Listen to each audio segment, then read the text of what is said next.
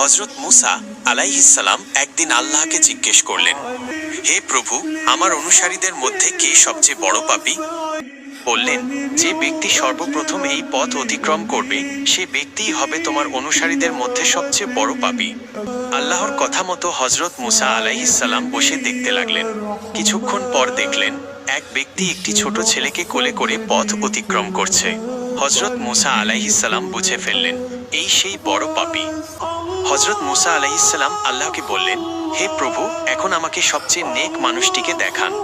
আল্লাহ বললেন, সূর্য ডোবার সাথে সাথে যে লোকটি তোমার পূর্বস্থান দিয়ে চলে যাবে সেই সবচেয়ে নেক মানুষ। হযরত মুসা আলাইহিসসালাম সূর্য ডোবার বেশ আগে থেকে বসে রইলেন। যেই সূর্য ডুবছিল তখন দেখলেন সে সকালের ওই ব্যক্তি ছোট ছেলেকে কোলে করে ফিরে যাচ্ছে। মুসা আলাইহিসসালাম হতভম্ব হয়ে আল্লাহকে জিজ্ঞাসা করলেন, প্রভু, একই ব্যক্তি